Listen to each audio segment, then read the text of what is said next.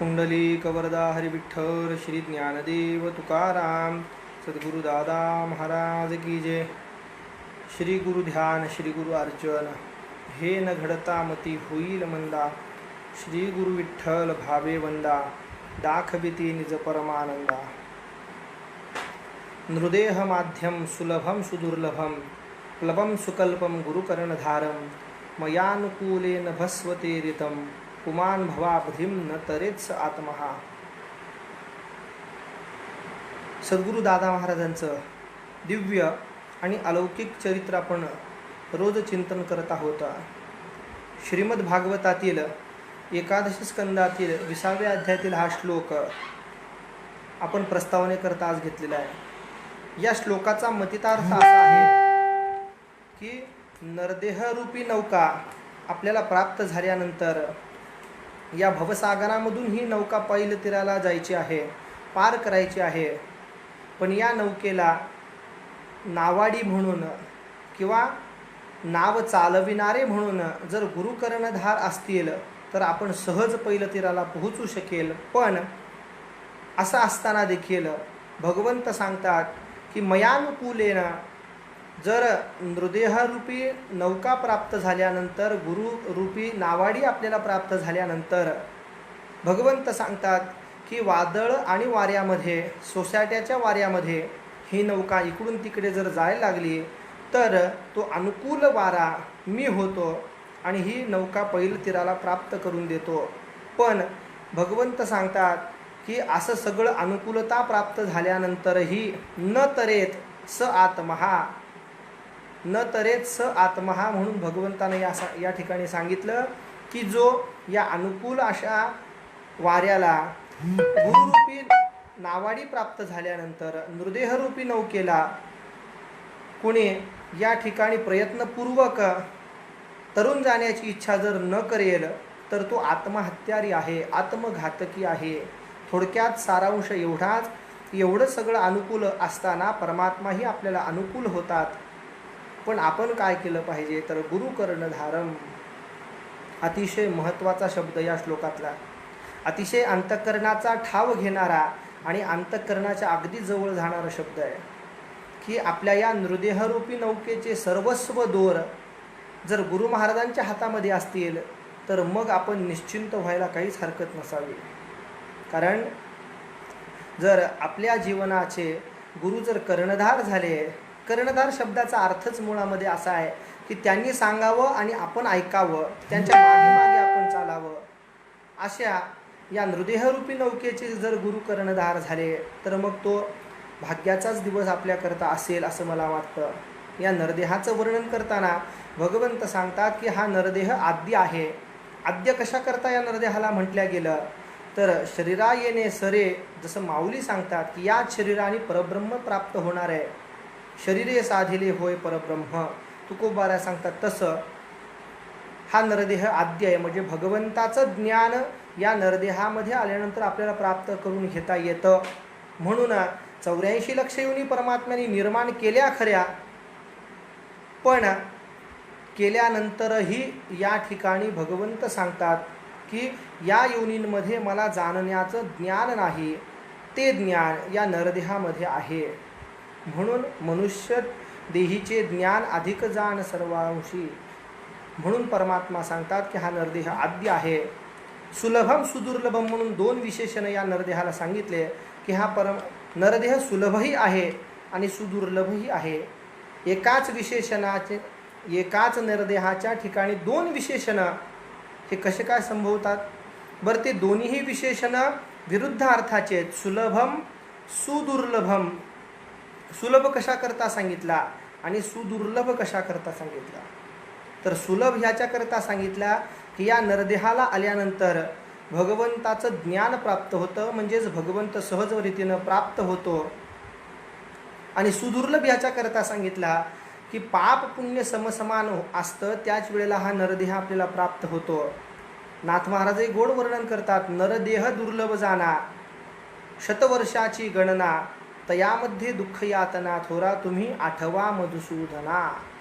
हा दुर्लभ नरदेह आहे, पण हा सुलभ कधी होतो तर या ठिकाणी भगवंताची प्राप्ती जर आपण याच्याने करून घ्यायचा निश्चय केला तर मात्र आपल्याला हा सुलभ आहे बरं का. नृदेह माध्यम सुलभम सुदुर्लभम म्हणून त्याचा गौरव भगवंताने केला. तात्पर्य एवढंच आहे की ही नरदेहरूपी नौका आपल्याला प्राप्त झाल्यानंतर या नौकेचे दोर सर्वस्वी आपण गुरु महाराजांकडे द्यावेत. गुरु महाराजांना या नौकेचं कर्णधार करावं. भगवंत सांगतात मग मीही अनुकूल वाऱ्याच्या रूपानं यांना साह्य करतो आणि या भवसागरातून ही नौका सहज पैलतीराला प्राप्त करून घेतो. ही आपली ही नौका सहज रीतीनं पैलतीराला या भवसागरातून प्राप्त व्हावी याच्याकरता आपण गेले 2 दिवसांपासून एक उपक्रम करतोय. तो उपक्रम म्हणजे सद्गुरूंचं चिंतन. आणि या सद्गुरूंच्या चरित्र चिंतनाच्या द्वारे आपल्याही अंतःकरणामध्ये अशी भावना उत्पन्न होईल की आपल्याही या नरदेहरूपी नौकेचे दोर आपण कर्णधार असणाऱ्या गुरु महाराजांच्या हातात द्यावेत अशी आपल्या मनामध्ये इच्छा निर्माण होईल. याच्याकरता हा चरित्र चिंतनाचा उपक्रम आपण या ठिकाणी राबवत आहोत. आज 3ऱ्या दिवसाच्या चिंतनामध्ये आपण आहोत. कालपर्यंत आपण सद्गुरूंचं 4थ्या अध्यायापर्यंतचं चरित्र वर्णन केलं. वर्णन केल्यानंतर आता 5वा अध्याय आपण या ठिकाणी आजपासून पाहणार आहोत. या 5व्या अध्यायाच्या आरंभाला मंगलाचरण करत असताना सद्गुरूंचं उदारत्व या ठिकाणी वर्णन करण्यात आलेलं आहे. ओम नमो सद्गुरु उदारमूर्ती, तुझ्या उदारत्वा परिमिती नाही नाही त्रिजगती, शास्त्रे वदती हेची पै. सद्गुरूंना उदारमूर्ती या विशेषणासह संबोधण्यात आलेलं आहे. सद्गुरू हे उदारमूर्ती आहेत. कशाकरता उदार आहेत की गुरुभक्ताच्या अंतःकरणामधली प्रत्येक इच्छा जाणून गुरु महाराज ती पूर्ण करतात. मग कोणत्या कोणत्या इच्छा या सत्शिष्याच्या अंतःकरणामध्ये असतात. उदार कृपा जयावरी होये, तयाचा संसार विलया जाये, आप्त संबंध तोडून इत्राये, करिशी निर्भये निजदासा. सद्शिष्याच्या अंतःकरणामध्ये भय आहे आणि ते भय घालवण्याचं काम गुरु महाराज करतात. कोणतं भय आहे तर द्वैतापत्तीचं भय आहे आणि हे भय घालून अद्वैत अवस्थेमध्ये गुरु महाराज त्याला पोहोच करतात. म्हणजेच आपणासारिखे करीती तात्काळ, नाही काळ वेळ तया लागी. म्हणून गुरु महाराजांना उदार मूर्ती असे या ठिकाणी संबोधण्यात आलेलं आहे. अशी गुरु महाराजांची उदारत्वाची या ठिकाणी स्तुती करून अनेक उदाहरणांना हे उदारत्व या ठिकाणी सिद्ध करण्यात आलेलं आहे. हे सांगून मागच्या अध्यायाचं किंचितचं वर्णन करून हा अध्याय पुढे या ठिकाणी प्रारंभ करतात. मागच्या अध्यायामध्ये आपण काय पाहिलं तर भगवती आजूबाई मातेचं स्वधाम गमन पाहिलं. त्याचबरोबरीनं सद्गुरू दादा महाराजांच्या परंपरेतील मूल वंशातील गोपीनाथजी पंडित गोसावी यांचे सुपुत्र भगवत भक्त शंकरजी बापू यांचं देहावसान आपण पाहिलं. आणि या ठिकाणी पुढचा अध्याय आता वर्णन करतात. या शंकरजी बापूंचे चिरंजीव त्यांचं नाव होतं विठूजी. नाव विठूजी होतं. या ठिकाणी भगवंताचंच नाव ठेवलेलं असल्या कारणानं त्या नावाला ते अनुकूल वागत होते. यांचा एकच नित्य नियम होता की समस्त इंद्रिय अंकित करून नित्य हरिस्मरण करणं, एकच त्यांचा नित्य नियम होता. अंतःकरणामध्ये वैराग्य होतं, ज्ञान होतं, विद्वत्ता होती, पण नामस्मरणाचा मात्र पाठा सातत्यानं होता. त्यांची स्त्री, त्यांच्या पत्नीचं नाव होतं अंबाबाई. त्यांचाही वर्णन करताना पतिसेवेविण जीविता अन्य अवधानता नेण्याची पै. पतिव्रतेचं जे लक्षण सांगितलं गेलं त्या लक्षणांनी युक्त त्या होता. यथोचित गृहस्थाश्रम त्यांचा चालू होता, पण परी सदा रत हरिस्मरणी, पण सातत्यानं भगवंत स्मरणामध्ये रमलेले होते. अशा प्रकारचा अलौकिक संसार करून या भवसागरातून ते पार पावले आणि ठाकले वैकुंठ बंदर, चरणी निरंतर मस्तक माझे. वैकुंठवास त्यांचाही झाला. तिथून पुढे त्यांचे पुत्र थोर बापूजी गोसावी विद्वत चतुर, या विठूजींचे चिरंजीव बापूजी गोसावी म्हणून झाले. त्यांचंही वर्णन करताना अतिशय विद्वत्ता, सदाचरण, ज्ञानसंपन्नता होती, कार्यक्षम होते, सकल गुण ऐश्वर्य मंडित होते. याच कारणास्तव पूर्व अधिकाराने जे मामलत पद प्राप्त झालेलं होतं ते या ठिकाणी ते चालवत होते. मामलत पद चालवत असताना काही नियम त्याचे सांगितले गेले. ते नियम ते कसोशीनं पाळत होते. न्याय निपुणता हा सगळ्यात महत्त्वाचा नियम तिथं होता आणि ह्या अखंडितपणानं ते जपत होते. अधिकार प्राप्ती झाली आहे म्हणून कोणावरही अन्याय होऊ न देता स्वतः न्याय निपुणतेनं वागणं हे फार कठीण काम आहे. आणि ते स्वतः प्राणपणाने ते जमत होते. त्याचा परिणाम तेने समस्त सुखी प्रजा असा त्यांना अनुभव प्राप्त होत होता. एवढं सगळं असूनही अंतःकरणामध्ये परमात्म्याची निरतिशय प्रेमभक्ती होती. म्हणूनच वैराग्य होतं आणि सदा सर्व काळ नामस्मरणाचं अनुसंधान होतं. बरं, नामस्मरणाचं अनुसंधान आहे, अंतःकरणामध्ये तीव्र भक्ती आहे, मग असं असताना दुसरे काही कर्म ते करतायत का नाही?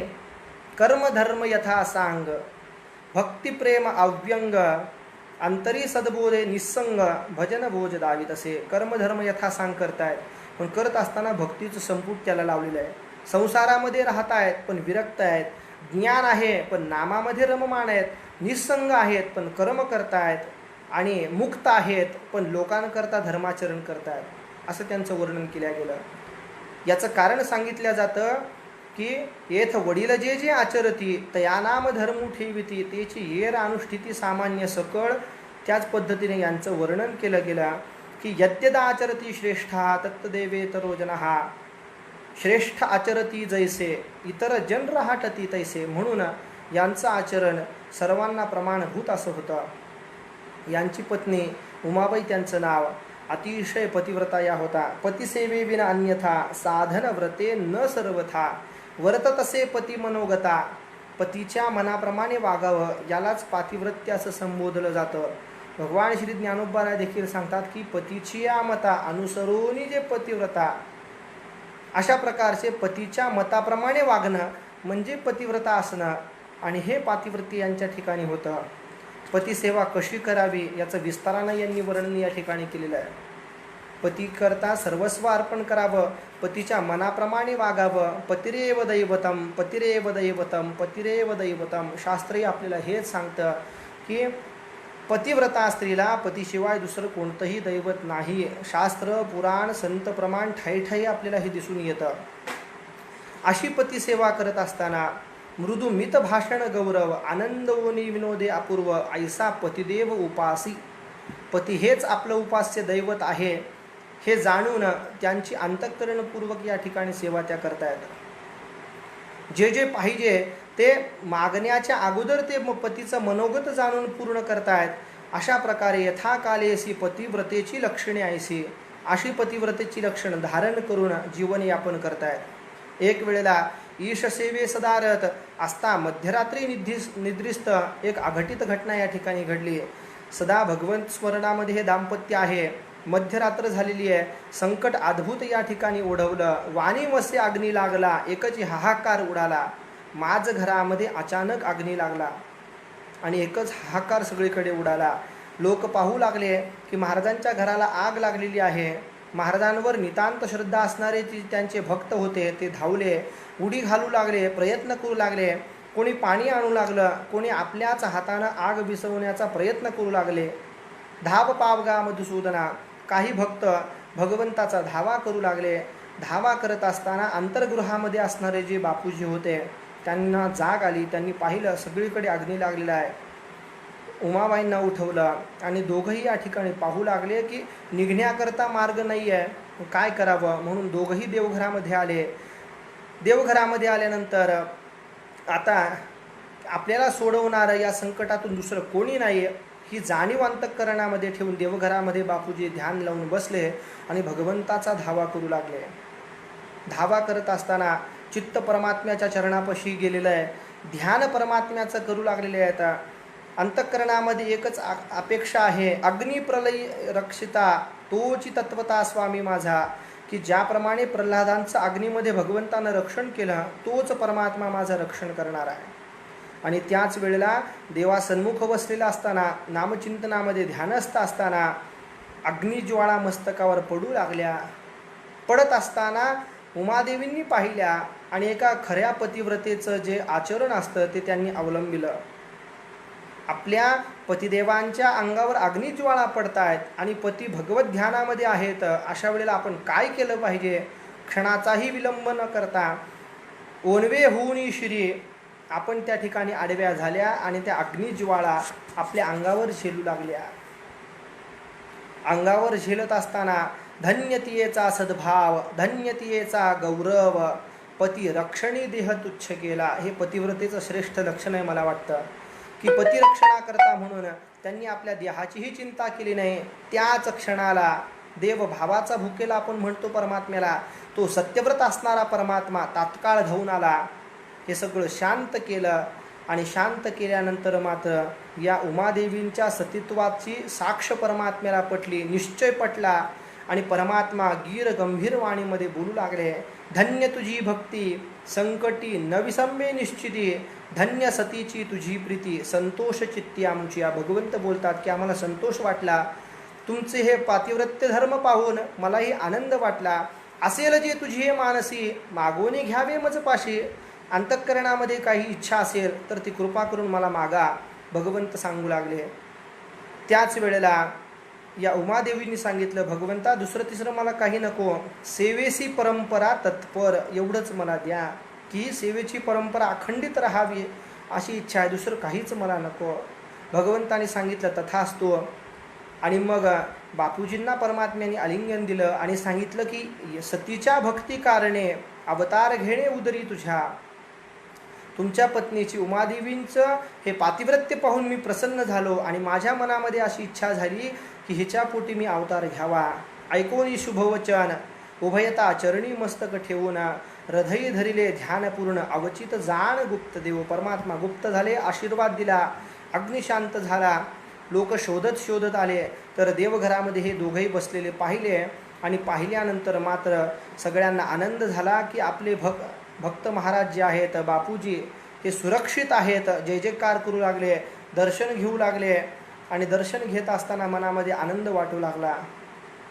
शुभ आशीर्वचने गर्भवती उमादेवी होय निश्चिते. कालांतराने उमादेवी गर्भवती झाल्या. सात्विक वृत्ती असल्या कारणानं नामस्मरण नामचिंतन याच्यामध्ये तन्मयता वाढली. पुन्हा एक आश्चर्य घडलं, ज्याप्रमाणे सोन्याला जितक्या वेळेला तापवल्या जातं तितक्या वेळेला त्याची झळाळी वाढते. शुद्ध सुवर्ण कसिले पुन्हा पुन्हा ताविले जैसे होय, त्याची शुद्धता पुन्हा पुन्हा प्रगट होते.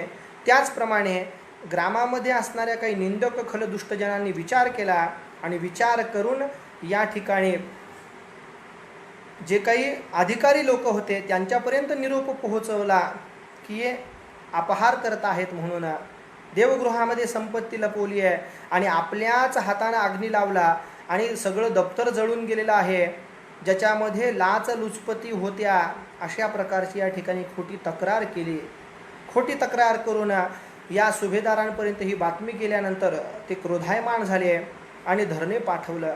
राव बापू कपटी थोर धरोणी आणावा सत्वर, त्यांना आज्ञा केली आणि सेवक पाठवले. सेवक पाठवल्यानंतर हे धरणेकरी अन्वग्रामामध्ये आले आणि आल्यानंतर बापूजीचे स्पष्ट चित्त देह प्रारब्धे भोग येत. यांनी महाराजांनी विचार केला, जे काही होत आहे ते प्रारब्धाची गती आहे, त्यामुळे याची चिंता करण्याचं कारण नाही. चिंता करणं हे आपलं काम नाही, चिंतन करणं हे आपलं काम आहे. म्हणून या ठिकाणी विचार केला, नामस्मरणामध्ये रत राहिले. रत राहिल्यानंतर यांना पकडण्यात आलं, येऊनी ठाकले बंदीगृहे, बंदीगृहामध्ये टाकण्यात आलं. सर्व परिवार बंदीगृहामध्ये टाकण्यात आला. याही ठिकाणी उमादेवींची पतिसेवा चालूच होती. मन उदास झालं. आपत्कालामध्ये पतीची सेवा सुरूच होती. बापूजींनी विचार केला की भगवंतांनी आपल्यावर हा उपकार केला आहे, उपाधी निर्मुक्त केलं, एकांत वास परमात्म्यानं आपल्याला देवविलेला आहे, त्याप्रमाणे आता आपण काय करावं.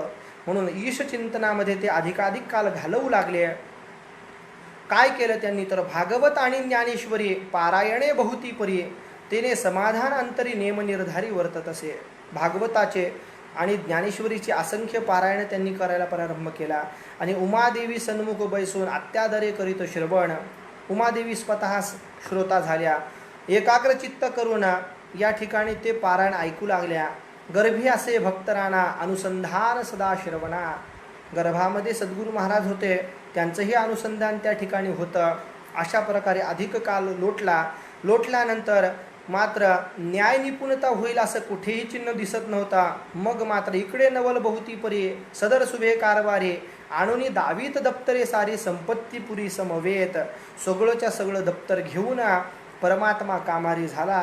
स्वतः परमात्म्यानं सगळं दप्तर तयार केलं आणि त्या सुभेदाराच्या समोर आणून दाखवलं आणि दाखवल्यानंतर मी बापूजींचा अंकित असा आहे, मी कारभारी त्यांचा आहे, आमच्या स्वामींना विनाकारण त्रास झालेला आहे म्हणून मी इथं आलेलो आहे. अगणित द्रव्य पाहुणे राव तोषला अत्यंत म्हणी. त्याला दुसरं काहीच नको होतं. दप्तर जळालेलं आहे हे निमित्त लोकांकडून त्यानं ऐकलं आणि या ठिकाणी खोटी केस त्यानं दाखल केलेली होती. त्याला द्रव्याची अपेक्षा होती, द्रव्य मिळालं.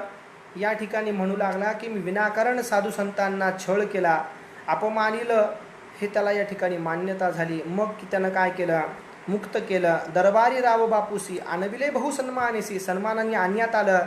आणण्यात आल्यानंतर माझ्याकडून या ठिकाणी चूक घडली म्हणून तो अनुताप करू लागला. बापूजींनी ओळखलं की परमात्मा आपल्याकरता या रूपामध्ये इथं आलेले आहेत आणि परमात्म्याला जर आपल्याकरता संकट पडत असेल तर मग मात्र आपल्याला आता हे काम करायचं नाही. प्रेमे हृदय उचंबळिले अश्रू चालिले नयनातुनी, माय बापा कृपाळुवा शिनलासी अमुच्या मावा. भगवंताचं या ठिकाणी आभार मानू लागले, भगवंताशी बोलू लागले तन्मयतेनं की भगवंता कृपा करा, आमच्याकरता तुम्हाला कष्ट झाले असतील तर मग मात्र आता ही दुसऱ्याची सेवा करणं आम्हाला इष्ट नाही देवा, ही सेवा आम्ही आजपासून त्यागतोय. म्हणून दरबार हेवा वर्जा महा, दरबारातलं काम सोडून दिलं. सगळ्या नगरामध्ये हा प्रकार कळाला आणि कळाल्यानंतर बापूजींचं श्रेष्ठत्व पुन्हा पुन्हा या ठिकाणी सिद्ध होत गेला. नगरवासी लोक आले, मोठा आनंद उत्सव झाला. अन्व्या ग्रामामध्ये त्यांची मोठी मिरवणूक निघाली. ज्याप्रमाणे रवी उदय होताची जाण, भालुके दडती अंध होऊन, तैसे निंदक खर दुष्टजन कृष्णवदनतीही केले. दृष्टांताना सिद्ध केलं की सूर्य उदय झाल्यानंतर वटवाघूळ जे असतात ते आंधळे होऊन जातात, त्याप्रमाणे भक्त बापूजींचं श्रेष्ठत्व पुन्हा पुन्हा सिद्ध झाल्यानंतर निंदक दुष्टजनांचं वदन कृष्ण झालं. पुण्य पावन उगवला दियेना, प्रसन्न मनी सकळ जन, दशदिशा शोभायमान. दिवस प्राप्त झालेला आहे, अतिशय उत्तम दिवस आहे. वायू वाहू लागलेला आहे, पक्षींचा स्वर मंजूळ गातोय, वेदाध्ययन होऊ लागलेलं आहे. अशा प्रकारे सगळीकडेच सात्विक वातावरण निर्माण झालेलं आहे. गायींच्या सडांमधून दूध वाहू लागलेलं आहे, वृक्षवेली प्रफुल्ल झालेली आहे. भक्तजन उल्हासाने नामस्मरणादी कृत्य करू लागलेले आहेत. देवमूर्तींचं तेज अमूप दिसू लागलेलं आहे. घंटानाद आपोआप होऊ लागला आणि अशा पवित्र समयाला, पवित्र कालामध्ये श्री भानुदास पैठणकर भगवंताचे भक्त थोर तेच आले या महीवर या पुत्र रूपाने. सद्गुरू दादा महाराजांचं प्रागट्य झालेलं आहे. सद्गुरू दादा महाराज म्हणजेच संत श्रेष्ठ श्री भानुदास महाराज पैठणकर यांचा प्रत्यक्ष अवतार. श्री दासगणूंची वैखरी श्री दासगणू महाराज याचं दिव्य असं वर्णन करतात. भक्तिसारामृता माझारी वदली आहे या परी ते पहा विभुद हो. स्वतः भक्तराज भानुदास महाराज सद्गुरूंच्या रूपाने या ठिकाणी अवताराला आलेले आहेत. देवभक्तामध्ये अंतर नाही म्हणून विठ्ठल नाव या ठिकाणी ठेवलेलं आहे. कोणतेही क्लेश उमादेवींना झालेले नाहीत. अवघी वेळा शुभचिते. मग या विठ्ठल या बालकाला न्हाणीलं, निर्मळ मांचनी पहुडविला, अंथरुणावर झोपवलेलं आहे. हास्य वदन महाराजांचं पाहून या ठिकाणी सगळ्यांना आनंद होऊ लागलेला आहे. त्याच क्षणाला बापूजी शुचिरभूत झाले. याचकांना दानाधिक कर्म करून संतुष्ट केलं गेलं आणि अगणित असं द्रव्य वाटलं. मुखी हरीचे नाम स्मरत, वदन देखत सुपुत्राचे. नामस्मरण करत करत आपल्या सुपुत्राचं मुखकमल पाहिलं. मुखकमल पाहिल्यानंतर ब्राह्मण आशीर्वाद देऊ लागले. सगळ्यांचं यथोचित सन्मान बापूजींनी थोर केला. पुत्रोत्साह थोर होय, पुत्र उत्सव केला गेला. भजन कीर्तन स्वयमेव, वस्त्रालंकार गौरव, सगळ्यांना जे पाहिजे ते प्राप्त करून दिलेलं आहे. अशा प्रकारे हा 5वा अध्याय इथे संपवला. 6व्या अध्यायाचा प्रारंभ करत असताना पुन्हा सद्गुरूंची वंदना करून या 6व्या अध्यायामध्ये सद्गुरूंचं पुढचं चरित्र वर्णन केलं गेलं. सद्गुरूंचं हे दिव्य आणि अलौकिक चरित्र वर्णन करताना एक वर्म असणारी उभी या ठिकाणी खर्ची घातलेली आहे. मी तो अल्पमती जडबुद्धी, ज्ञान ध्यान नेने कधी, तुझे स्तवनी हाव बांधी, मशके स्कंदी गड वहावा. भाऊ मामा सांगतात की माझी बुद्धी अल्प आहे, पुन्हा जड आहे. ज्ञानप्राप्तीला सायास कधी केले नाहीत, ध्यान कधी केलं नाही, पण तुमच्या स्तवनामध्ये मात्र मी प्रवृत्त झालेलो आहे. मशके स्कंदी गड वहावा, अशा प्रकारची ही माझी अवस्था आहे. म्हणून कृपा करावी सद्गुरुनाथा. म्हणून सद्गुरुनाथांना पुन्हा प्रार्थना केली आणि पुढचा कथाप्रसंग सांगतात. थोर उत्सव आणव्यामध्ये झालेला आहे. पंडित, वेदविद, ब्राह्मण, भक्त, वैष्णव, वारकरी या सगळ्यांच्या उपस्थितीमध्ये नामकरण विधी परिपूर्ण झालेला आहे, विठ्ठल नाव ठेवलेलं आहे आणि अशा प्रकारे कालयापन होऊ लागलेलं आहे. मायबाप काय करतात, लेकराचं कल्याण व्हावं अशा प्रकारच्या अपेक्षा ठेवतात आणि त्याच्यामध्ये गैर काहीही नाही. दुसऱ्यांदा उमादेवींना या ठिकाणी कन्यारत्न झालेलं आहे, त्यांचं नाव भिवभावी ठेवलेलं आहे. उपनाव त्यांचं जिजी असं आहे. लक्ष्मी आणि सरस्वती अष्टमहासिद्धीसह येती, भक्तगृही वास करती, कारण निमित्त अध्ययना. अशा प्रकारे लक्ष्मी सरस्वती भक्तगृहामध्ये वास करू लागलेले आहेत. महाराजांचं 8 वर्ष असताना उपनयन झालं. वेदाध्ययन महाराज करू लागले. विशाल बुद्धी पाहून मन सगळ्यांचं थक्क होऊ लागलेलं आहे. रूपावली, समासचक्र, कौमुदी, अध्ययनशास्त्र, नाना विषय विचित्र ह्या सगळ्या विषयांचं अध्ययन महाराज करू लागले आहेत. व्यवहार, लेखन, राजकारण. या वडोद नावाच्या गावामध्ये मुरलीधर पंत नावाचे एक अधिकारी ब्राह्मण होते. त्यांच्याकडे जाऊन हे सगळं अध्ययन केलं. पण अंतःकरणामध्ये मात्र एकांताची बहुप्रीती आहे. तुका म्हणे आम्हा एकांताचा वास. श्रीमद भागवताचं पारायण महाराज करू लागलेले आहे. त्यामुळं काय झालेलं आहे, नामचिंतनामध्ये उत्तरोत्तर अनुसंधान प्राप्ती होऊ लागलेली आहे. पुत्र देखोनी सुलक्षणी, हा सुलक्षणी आपल्याला मुलगा झालेला आहे म्हणून मायबापांना मोठा आनंद झालेला आहे. पण पुढचं चरित्र पाहण्याकरता, पुढचा संसार पाहण्याकरता त्यांना अवधी नसल्या कारणानं महाराजांवर सर्व भार ठेवून दोघंही वैकुंठवासाला प्राप्त झालेले आहेत. इकडं जसं जसं वय वाढेल तसं तसं सत्सद्विवेक बुद्धी वाढू लागली आणि अंतःकरण वृत्ती परमात्म्याच्या चरणापाशी लीन होऊ लागली. देहामध्ये आहेत पण अहंकार कोणता नाही, घरामध्ये आहेत पण गृहासक्ती कोणती नाही, प्रपंचामध्ये आहेत पण कोणत्याही कर्मामध्ये अडकलेले नाहीत. अशा प्रकारचं महाराजांचं आचरण सुरू झालं. सगळीकडून महाराजांचा गौरव होऊ लागलेला आहे.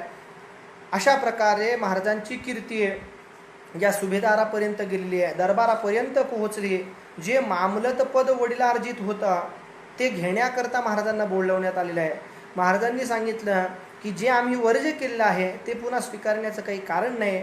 वमुनिया सोडिली अण्णा, सेव्य वासना कदा नव्हे. एकदा ते आम्ही सोडलंय, आता त्याची प्राप्ती व्हावी अशी आमच्या अंतःकरणामध्ये इच्छा अजिबात नाही. एकाचेच आम्ही सेवक, आता आम्ही एकाचे परमात्माचे सेवक झालेलो आहोत. त्यामुळं आता आम्हाला या ठिकाणी याची अपेक्षा नाही. कळवून टाकलं. पण मुरलीधर पंतांना मात्र हे कळालं की महाराजांनी मामलत पद नाकारलेलं आहे. मुरलीधर पंत धावत आले आणि धावत येऊन त्यांनी सांगितलं की तुम्ही अलिप्त राहा, आम्ही हे सगळं काम सांभाळतो, तुम्ही फक्त या ठिकाणी राहा, तुमच्या नावावर आम्ही सगळे कामं करतो, आपण साक्षीभूत केवळ असे राहा.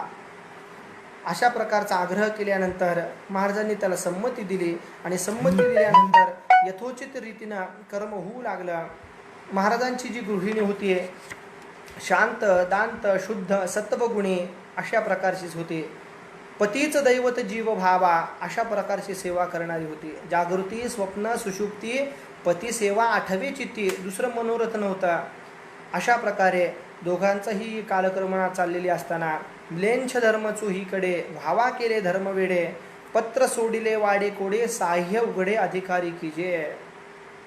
सगळीकडं या म्लेंछांचं साम्राज्य वाढलेलं असताना या म्लेंछांनी आपल्या अधिकारामध्ये जे काही लोक कामाला होते त्यांना अशी आज्ञा केली की आमचं धर्माचरण करा, आमचा धर्म स्वीकारा म्हणून या ठिकाणी सगळ्यांना आज्ञा केली. महाराजांनी खरमरीत असं पत्र पाठवून सांगितलं की स्वधर्मे आलिया मरण, न सांडणे हे उत्तम श्रेय पूर्ण, परधर्मी जे मरण, परधर्मी जे शरण, व्यभिचार पण पापनिष्ठ. आम्ही सोडणार नाही आमचा धर्म, काळजी करण्याचं कारण नाही, आम्ही व्यभिचार करणार नाही. अशा प्रकारे महाराजांनी पत्र पाठवलं. पाठवल्यानंतर स्पष्टोक्ती पाहिली. त्या वरिष्ठांनी हे पत्र पाहिलं आणि पाहिल्यानंतर यांना क्रोध आला आणि क्रोध आणून सांगितलं की तात्काळ महाराजांना आमच्यासमोर उभं करा. सेवक आले. सेवकांनी पाहिलं आणि पाहिल्यानंतर महाराजांना पकडून येण्यात आलेलं आहे. धर्मे पाठवले. विठ्ठलपंत कारभारी सहित परिवारी आणावे. परिवारासहित महाराजांना अटक करवली गेली. करवल्यानंतर ही बेबंदशाही राज्यव्यवस्था अशी ही झालेली होती. आणवे ग्रामामध्ये आले. सगळ्यांना बंदिवान करून कारागृहामध्ये ठेवण्यात आलेलं आहे. सद्गुरूंचं मन स्वस्थ होतं. आनंदानं आता चिंतन घडेल, दैवाने आपल्यावर कृपा केली अशा प्रकारचं ते बोलू लागले. ज्याप्रमाणे जगद्गुरू श्री तुकोबारा म्हणतात, बरे झाले देवा निघाले दिवाळे, बरे या दुष्काळे पीडा केली. हे बरे झाले म्हणण्याचं सामर्थ्य फक्त संतांमध्येच आहे, आपल्यामध्ये नाही. कोणत्याही अवस्थेमध्ये संत बरे झाले असंच म्हणत असतात। याप्रमाणे सद्गुरू म्हणतात की या दैवाची आमच्यावर कृपा झाली, उपाधीचा त्याग घडवला, चिंतनामध्ये आता मी रममाण होतो। एक महाराजांनी नियम या कारागृहामध्ये स्वीकारला की श्री रुक्मिणी स्वयंवर नाथांचे नित्यनियमे भावे वाचे। रुक्मिणी स्वयंवराचं पारायण महाराज करू लागले, असंख्य पारायण महाराजांचे होऊ लागले। अंतःकरणामध्ये एकच इच्छा आहे की भगवंताचं साक्षात दर्शन कधी होईल। पुन्हा पुन्हा महाराजांच्या मनामध्ये असं वाटू लागलं की सद्गुरुविण परमार्थ कदा न होय परिप्लुत, गुरुविण व्यर्थ साधने सर्व, की गुरुशिवाय सर्व साधनं व्यर्थ आहेत अशी मनामध्ये सारखी धारणा होऊ लागली। म्हणून आता आपल्याला सद्गुरू प्राप्ती झाली पाहिजे असा ध्यास महाराजांनी घेतला। रुक्मिणी स्वयंवराचे पारायण चालूच होते। रुक्मिणी स्वयंवर म्हणजे काय तर भगवती रुक्मिणी मातेनं भगवान श्रीकृष्ण परमात्म्याचा केलेला धावा, याचाच अर्थ जीव आणि शिवाचं ऐक्य होण्याची ही कथा आहे। म्हणून श्री रुक्मिणी स्वयंवराचं पारायण महाराजांनी केलं असावं असा माझा सायास आहे की भगवंत प्राप्ती करून घेण्याकरता भगवती रुक्मिणी मातेसारखा अंतःकरणामध्ये भाव धारण केला पाहिजे अशी त्याच्यामध्ये अपेक्षा आहे। म्हणून महाराजांना गुरुची प्राप्ती व्हावी, म्हणून परमात्म्याचं दर्शन व्हावं, म्हणून महाराज अनेक पारायण त्या ठिकाणी करू लागले। आणि समाधी अवस्थेमध्ये महाराज राहू लागले। सहजे विसरे देहभान, देहभानाचा विसर पडू लागला। इंद्रिय विषय सेवन विसरले, एकवटोनी पंचप्राण नामस्मरण गड गजरे, नामस्मरण करू लागले। आणि त्या नामस्मरणाचा परिणाम असा झाला की भक्तिप्रेम अंतःकरणामध्ये प्रकट झालेलं होताच। देखुनी विठ्ठलाचा उत्कट भाव, प्रसन्न झाला देवादिदेव, साक्षात परमात्मा प्रकट झाला त्या कारागृहामध्ये। शुभ दिवस होता, अतिशय मंगलमय वातावरणामध्ये परमात्मा प्रकट झाले। आणि प्रकट झाल्यानंतर परमात्मा आलेले आहेत हे काही परमात्म्याच्या लक्षणांवरून आपल्याला पाहता येतं। बुक्क्याचा सुगंध आहे, तुळशीचा सुगंध त्या ठिकाणी येऊ लागलेला आहे। आणि आतमध्ये जे ध्यान आपण करत होतो महाराजांना तेच ध्यान बाहेर दिसू लागलेलं आहे। त्याप्रमाणे ध्रुव महाराजांना जसं भगवंताचं ध्यान लागलेलं होतं तीच अवस्था या ठिकाणी महाराजांना झाली। अलौकिक चमत्कार त्या ठिकाणी पाहिला। समचरण दृष्टी असणारा तो परमात्मा त्यांनी पाहिला आणि पाहिल्यानंतर परमात्म्याला आलिंगन दिलेलं आहे। वारंवार परमात्म्याच्या चरणांवर मस्तक ठेवलेलं आहे। पुन्हा पुन्हा मुखकमल अवलोकन करणं चालू आहे। शब्द बाहेर फुटायला तयार नाहीत, वाचा कुंठित झालेली आहेत आणि पुन्हा पुन्हा लोटांगण महाराज घालू लागले। आणि त्याच वेळेला भगवंत बोलतात की आलो तुझी या भावा लागुनी, मी तुमच्यावर प्रसन्न झालो आहे, काय पाहिजे असेल ते मागून घ्या, तुमच्या चित्तामध्ये जे काही असेल ते मागून घ्या। महाराज सांगतात की मला तुम्ही जर मागा म्हणून सांगताय चित्तामध्ये जे काही आहे ते, पण माझ्या चित्तामध्ये काय आहे हे तुम्हाला माहीत नाही का देवा? पुसणे आम्हासी काय काज, सद्गुरुविण शून्य सृष्टी, सद्गुरुविण सदा कष्टी।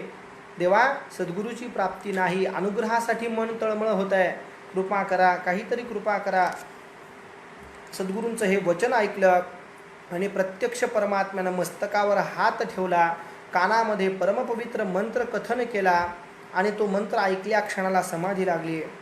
समाधी लागल्यानंतर पुन्हा समाधीतून बाहेर परमात्म्याने काढवलं आणि भगवंताची दिव्य अशी पूजा महाराजांनी केली। आता या प्रतिकूल परिस्थितीमध्ये भगवंताची पूजा करण्याकरता कोणतीही सामुग्री नाही, अशा अवस्थेमध्ये महाराजांनी पूजा केली कशी आहे तर गुरुपूजा आरंभ करी, शुभेच्छा उदक चरणावरी, इच्छा नावाचा उदक वाहिलं, विचारणा उष्णोदक श्री आणि तनु मानसा करी उठणे बहु, सत्वापत्ती पय विपुल, दधी असंशक्ती विमल, पदार्था भाविनी शर्करा निर्मल, तुर्येचे शुद्ध जल समर्पिले। अशा प्रकारे अलौकिक आणि दिव्य अशी महाराजांनी परमात्म्याची पूजा केली। वैराग्याच्या सहानावर विवेक नावाचं चंदनाचं घर्षण केलं, प्रीतीचं केशर केलं टाकलं आणि भक्तिरूपी कस्तुरीचा टिळक परमात्म्याला टिळक अर्पण केलेला आहे। गंध परमात्म्याला लावलं, नवविध भावाचा पुष्पहार केला, एकविध भावाची तुळसी मंजुरी परमात्म्याच्या मस्तकावर अर्पण केली, सत्वबोध नावाचा सुगंध धूप अर्पण केला, अहम ओवाळूनी जाळी दीप आणि स्वानंद ताटी पक्वान्ने अमूप नैवेद्य नाम जप ओगरीला। परमात्म्याला हा नामस्मरण रूपी नैवेद्य अर्पण केला, आरती केली। आरती करून महाराज परमात्म्याला विनवणी करतात, पुनरपी लोटांगण चरणी मस्तक ठेवून पुन्हा पुन्हा चरणावर मस्तक ठेवलं आणि परमात्म्याचं ध्यान महाराजांना लागलं।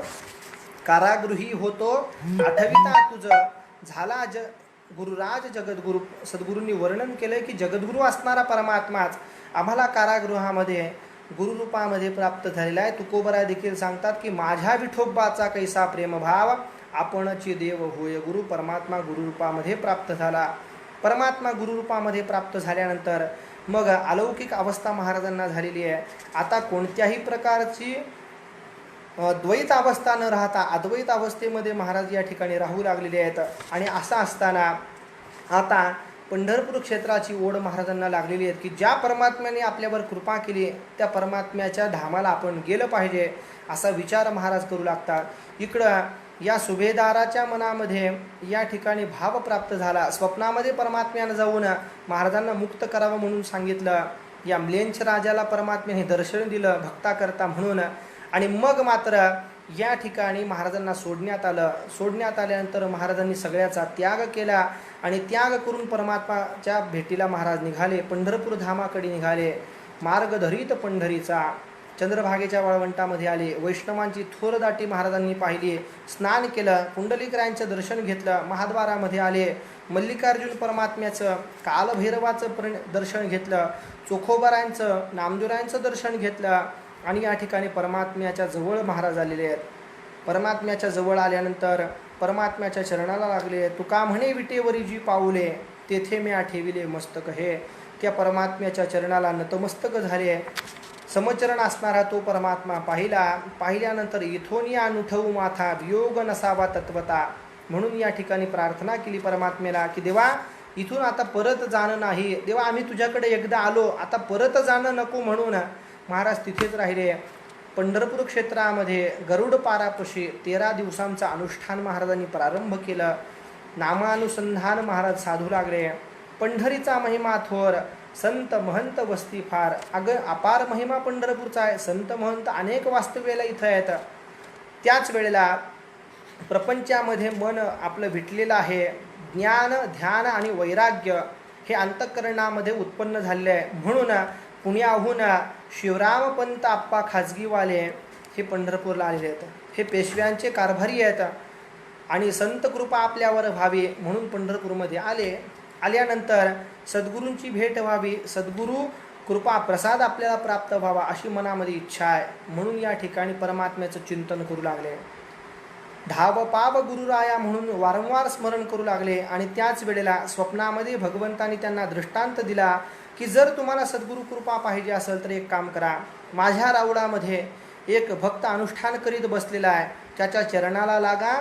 तो तुम्हाला सद्गुरू उपदेश प्राप्त करून देईल. तुळशी हार त्यांच्या उशापाशी परमात्म्याने ठेवला साक्ष म्हणून. परमात्मा गुप्त झाले. प्रातःकाळी उठल्यानंतर हे शिवरामपंत आप्पा खाजगीवाले उठले. त्यांनी पाहिलं साक्ष पटली. स्नान केलं. धावत रावळामध्ये आले. ज्याप्रमाणे गाईला पाहिल्यानंतर वासरू धाव घेतं त्याप्रमाणे हे धावत आले. रावळामध्ये शोध घेऊ लागले पण महाराज कुठेही दिसेनात. भगवंतांनी जसं वर्णन केलं आहे तसे महाराज कुठेही दिसेनात. मग मात्र एकदम एका कोपऱ्यामध्ये लक्ष गेलं तर अतिशय तेजःपुंज मूर्ती. दर्शने प्रशस्ती पुण्यपुरुष. पाहिल्याबरोबर मनाला समाधान वाटावं असं संतांचं स्वरूप असतं. आणि ते स्वरूप शिवरामपंत आप्पा खाजगीवाले यांनी पाहिलं. धावत गेले. चरणाला लागले आणि प्रार्थना केली. कृपा करी ओ गुरुमूर्ती ठेवी ती चरणी मस्तक हे. मस्तक ठेवलं. गुरु महाराज कृपा करा. आणि सांगितलं की मला भगवंताची आज्ञा झालेली आहे. आता माझ्यावर तुम्ही कृपा केल्याशिवाय राहू नका. महाराज सांगतात मलाही भगवंताची अशीच आज्ञा झाली आहे. सद्गुरू दादा महाराजांचे प्रथम शिष्य जर कोणी असतील तर शिवरामपंत आप्पा खाजगीवाले जे की पेशव्यांचे कारभारी होते. त्यांना महाराजांनी अनुग्रह प्राप्त करून दिला. षोडशोपचार पूजा महाराजांची त्यांनी केली. घरी आणलं महाराजांना आणि आनंद या ठिकाणी होऊ लागला. खूप दिवस असा काळ निघून गेला. निघून गेल्यानंतर त्यांना गुरुदेवांची संगती शिवरामप्पांना घडलेली आहे. त्याच वेळेला महाराजांचे मेहुणे हरिपंत नावाचे जे होते ते शोध घेत घेत पंढरपूरला आले. आणि आल्यानंतर शिवरामपंत आप्पांच्या पशी आले. महाराजांपाशी आले आणि महाराजांना सांगितलं की महाराज घरी तुम्हाला पुत्ररत्न प्राप्त झालेलं आहे. तुम्ही सगळं सोडून इथं आलेले आहेत. तुम्ही आता घरी चला. मग महाराजांनी भगवंताची आज्ञा घेतली. वारी करण्याचा नियम धारण केला. खांद्यावर पताक धारण केले आणि निघाले. अन्व्याकडे निघत असताना महाराजांनी श्री रुक्मिणी पांडुरंगांची प्रतिमा घेतली. आणि प्रतिमा घेऊन माघ शुद्ध दशमीला श्री क्षेत्र अनवा येथे त्या प्रतिमांची स्थापना केली आणि तोच उत्सव आज तागायतही आपण मोठ्या आनंदानं उत्साहानं संपन्न करत असतो. 12 वर्ष महाराजांनी वाऱ्या केल्यानंतर परमात्म्याने एक दिवस महाराजांना सांगितलं की महाराज, तुमचा वियोग मला सहन होत नाही. तुम्ही एक काम करा, आता सहकुटुंब पंढरपूरला या, येथेच चातुर्मास्य करा, प्रतिदिन कीर्तन करा आणि श्रवण सावकाश करवावे. मला कीर्तनाचं श्रवण आपण करवावं. जन्मभूमी स्थाना आज्ञा दिली हरी, चातुर्मास्यवारी निरोपिली, चातुर्मास्यवारी अंगीकार केली, विठ्ठले माऊली तुझी कृपे. भगवंतांना आज्ञा केली की संत श्रेष्ठ श्री भानुदास महाराजांचं कीर्तन पुरश्चरण अपूर्ण राहिलेलं आहे, ते पूर्ण करण्याकरता तुमचा अवतार झालेला आहे. तुम्ही एक काम करा, आता एकच मोठी वारी तुम्ही या ठिकाणी करायची. आषाढी ते कार्तिकी सहकुटुंब पंढरपूरला यायचं आणि इथे कीर्तन करायचं. आणि मला ती कीर्तन भक्ती ही अतिशय प्रिय आहे म्हणून परमात्म्याने आज्ञा केली. आज्ञा करून भगवत आज्ञा प्रमाण मानून रावळामध्ये कीर्तन सुरू झालं. रावळामध्ये गर्दी होऊ लागली आहे, त्या गर्दीचा त्रास होऊ लागला म्हणून महाराजांनी हे कीर्तन या ठिकाणी वाळवंटामध्ये आरंभिलं. भक्तराज पुंडलिकरांच्या समोर हे कीर्तन होऊ लागलं. आणि इथं कीर्तन होत असताना चातुर्मास्याचा जो काळ आहे हा पावसाळ्याचा काळ असल्या कारणानं धोधो पाऊस त्या काळामध्ये पडत होता. भगवती चंद्रभागा मातेला कधी कधी पूर यायचा. अशाही अवस्थेमध्ये या ठिकाणी कीर्तन चालूच असायचं.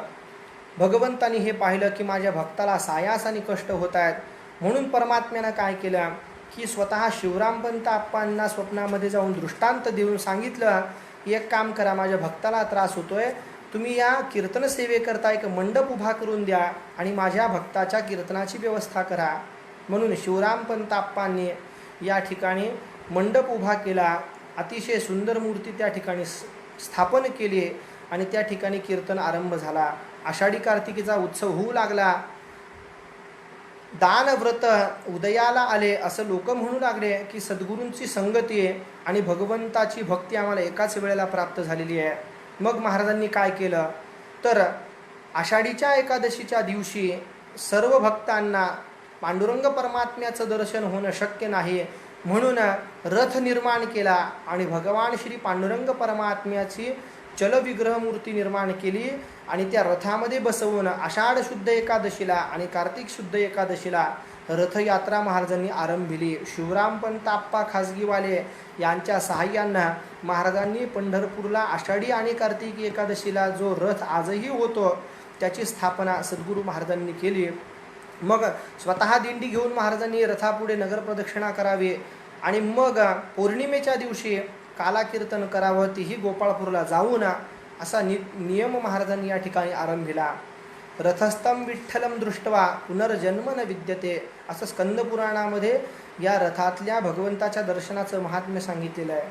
परमात्म्याच्या रथामधल्या प्रतिमेचं दर्शन घेतलं तर पुन्हा आपल्याला जन्माला यावं लागत नाही असा महिमा असताना महाराजांनी हा रथ निर्माण केला. प्रतिमा स्थापन करून स्वतः दिंडी घेऊन महाराज एकादशीच्या दिवशी प्रदक्षिणा करू लागले. आषाढी कार्तिकेचा उत्सव महाराज आनंदानं करू लागले. आषाढी कार्तिकी झाल्यानंतर गोपाळपूरला जाऊन काला करावा की जो काला संत श्रेष्ठ श्री भानुदास महाराजांनी वारकरी संप्रदायामध्ये स्थापन केला होता, तीच काल्याची परंपरा सद्गुरू महाराजांची असल्यामुळे महाराजांनीही तो नियम या ठिकाणी जपला. तोच नियम आजतागायत आपल्या परंपरेमध्ये चालू आहे. अशा प्रकारे या 7व्या अध्यायापर्यंतची कथा आपण आज पाहिली आहे. इथून पुढचा कथाभाग आपण उद्याला पाहणार आहोत. तोपर्यंत आपण इथे थांबूयात. पुंडलिक वरदा हरी विठ्ठल श्री ज्ञानदेव तुकाराम सद्गुरू दादा महाराज की जय.